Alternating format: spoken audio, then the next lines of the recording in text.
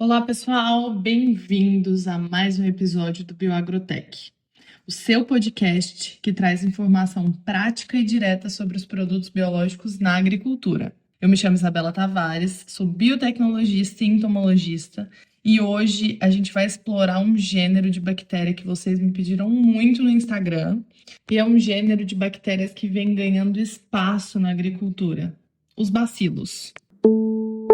Você sabia que essas bactérias, o gênero Bacillus, têm uma capacidade única de formar esporos que diferencia de outros micro-organismos, por exemplo, que a gente já discutiu aqui? Azospirillum, Bradyrhizobium, Pseudomonas. Bom, então fica comigo para entender por que o Bacillus é considerado um verdadeiro multitarefa nos produtos biológicos utilizados na agricultura. Bom, pessoal, nos episódios anteriores, a gente comentou sobre alguns micro-organismos. Azospirillum, Bradyrhizobium, Pseudomonas.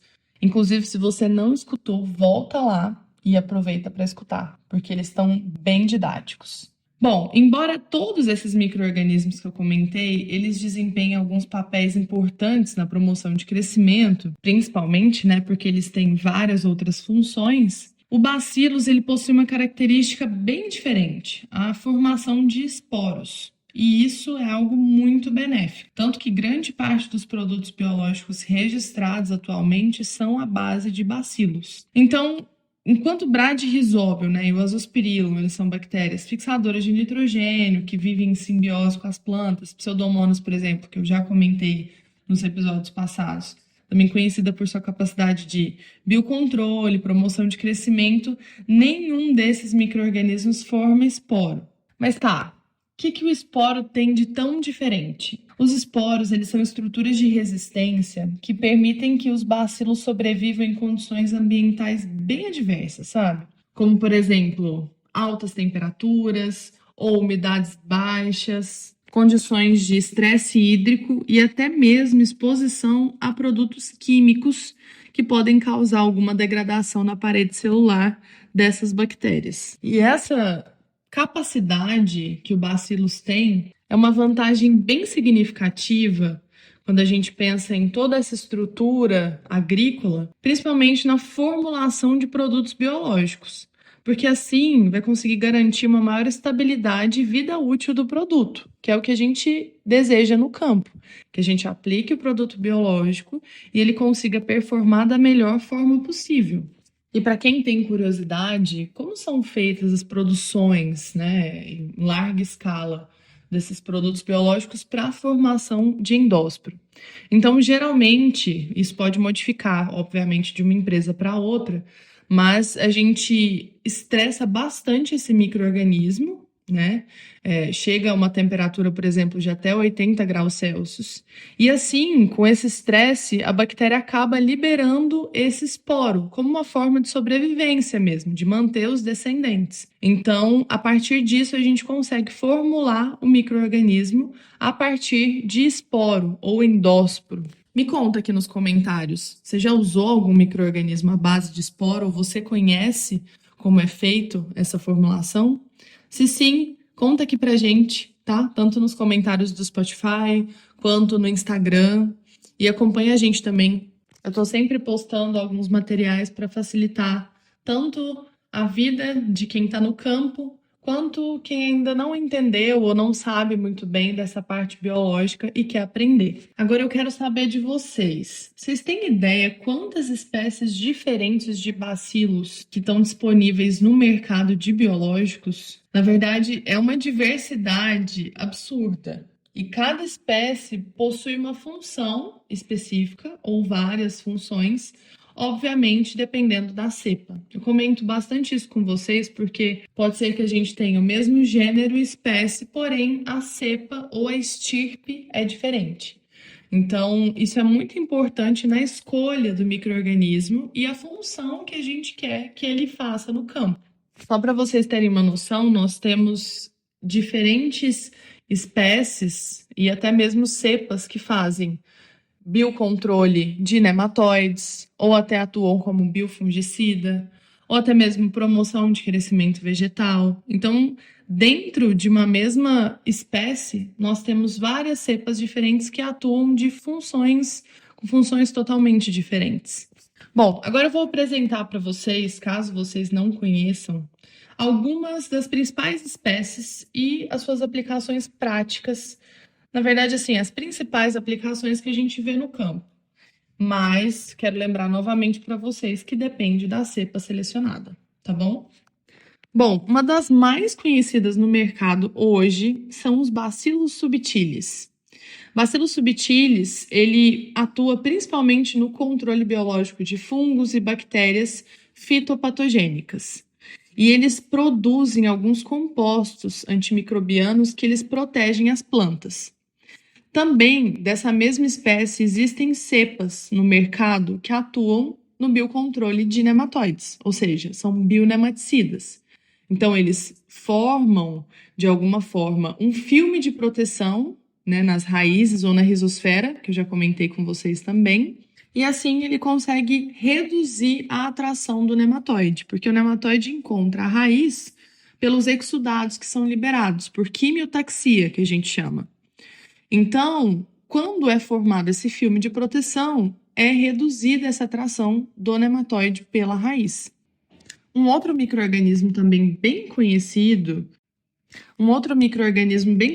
também como bionematicida são os bacilos licheniformes. E, além de ter essa função, eles também promovem o crescimento das raízes e podem aumentar a resistência das plantas a estresses abióticos, né? Por exemplo, estresse hídrico ou até mesmo salinidade. Por quê? Por conta dessa formação de filme de proteção, ele consegue reter mais água na raiz. Outro bacillus muito conhecido é o Bacillus amyloliquefaciens. Eles podem combater diversos patógenos também ali no solo, porque eles liberam enzimas chamadas amilase, lipase, até mesmo quitinase. O que significa isso, né? O ase, no final, significa quebra.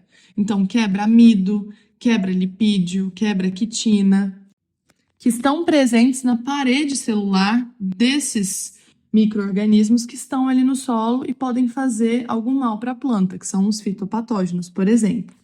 Mas elas também são conhecidas por induzir a resistência sistêmica das plantas, ou seja, além de formar esse filme de proteção, elas são endofíticas, elas entram ali nas aberturas da planta e protegem essa planta de certa forma, que a planta consegue se defender caso chegue um patógeno pela própria raiz, tentando iniciar um ciclo de infecção com essa planta. Além disso, essas bactérias também são conhecidas por solubilizar nutrientes de forma geral, como, por exemplo, fósforo, e facilitam a absorção de forma essencial pela raiz.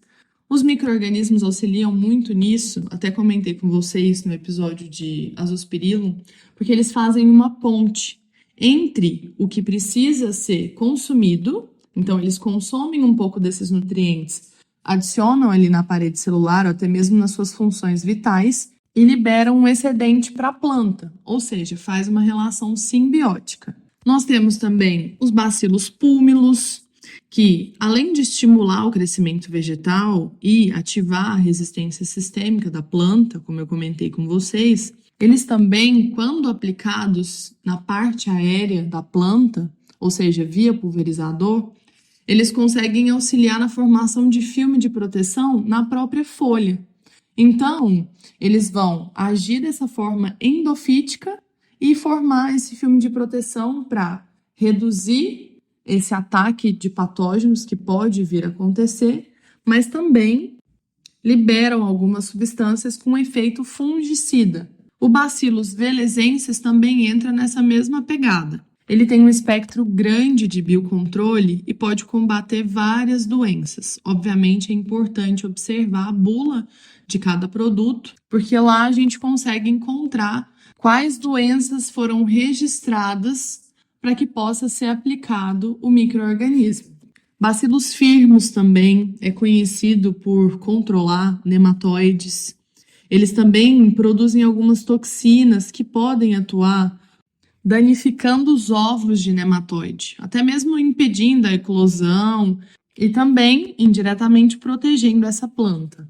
Um novo micro-organismo, uma novidade para vocês, é o Bacillus safensis, que é muito conhecido por tolerar algumas condições adversas, por exemplo, estresse salínico, produz fito-hormônio que ajudam no crescimento das plantas, né? E se a gente for pegar a árvore genealógica do safensis, a gente consegue observar que ele é uma espécie que foi isolada de solo vulcânico.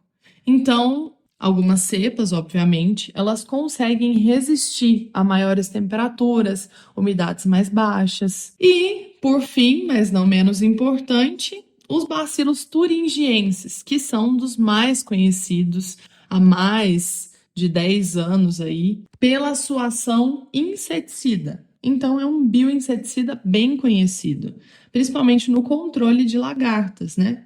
Por quê? Ela produz uma toxina que afeta essas larvas, essas lagartas que estão ali na planta e são responsáveis por liberar aquela famosa proteína que é chamada de proteína Cri, que ela, em contato com o intestino médio do inseto, vai romper a parede celular daquela região e vai levar o inseto à morte. Obviamente que existem vários mecanismos que estão dentro dessa ação. Se vocês quiserem, eu posso falar especificamente de algumas espécies que eu comentei aqui, mas eu preciso que vocês deixem nos comentários, compartilhem com o pessoal e me ajudem também nessa jornada. E eu queria trazer uma novidade para vocês, que é o mais falado, o Bacillus mais falado nesse nosso meio do agro, que é o Bacillus aribatae. O aribatae é uma espécie que tem chamado muita atenção porque, de acordo com as pesquisas, eles promovem o crescimento das plantas, mas auxiliam também na retenção de água pelas raízes. E a gente sabe que, com o passar dos anos, a temperatura está aumentando mais no planeta, de forma geral, e a umidade está cada vez mais baixa. Então, quanto mais a gente conseguir segurar a umidade nessa raiz, mais a planta vai conseguir se desenvolver ou aguentar, entre aspas, né, de uma forma melhor algum período de estiagem, que a gente vem enfrentando muito no agro. Esse bacillus, ele foi isolado da caatinga, mas além disso, essa espécie também é conhecida pela produção de hormônio vegetal, que ajuda no desenvolvimento radicular. Ele ajuda a disponibilizar nutrientes também, como solubilização de fósforo, fixação de nitrogênio e essa tolerância ao estresse abiótico que eu comentei com vocês. Os bacilos, por sua ampla gama de espécies e cepas, e até mesmo de controle ou ação, elas são usadas em diversas culturas. Soja, milho, hortaliças, frutíferas, na cultura da cana, na cultura do algodão, do trigo, do arroz, do feijão. Eu mesma já estive presente em várias aplicações, tanto no tratamento de semente, no suco de plantio, aplicação via pulverização.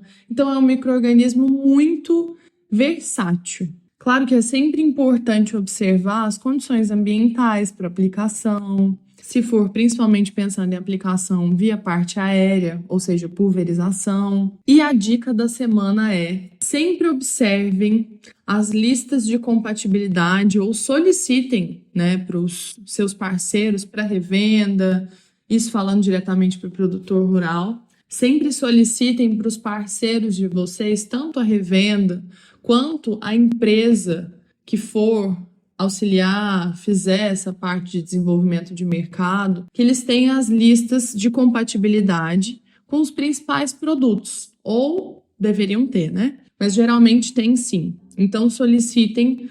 O bacillus, principalmente em formato de esporo, ele não tem tanto problema de mistura com outros químicos do mercado. Para vocês terem uma noção, o Bacillus amyloliquefaciens, Bacillus velezenses, púmilos, que são utilizados como biofungicidas, registrados, né, como biofungicidas, eles podem, quando em formato de esporo, claro, serem misturados com fungicida sistêmico, que é isso que acontece no campo.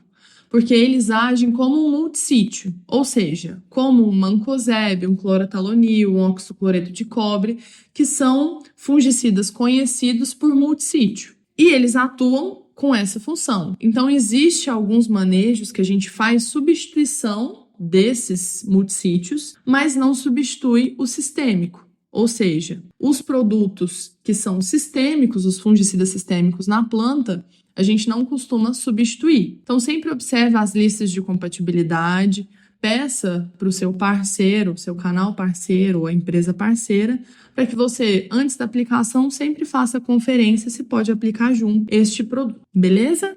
E aí, gostou do episódio de hoje? Compartilha com quem pode interessar, quem quer trabalhar com bacilos ou quer saber mais.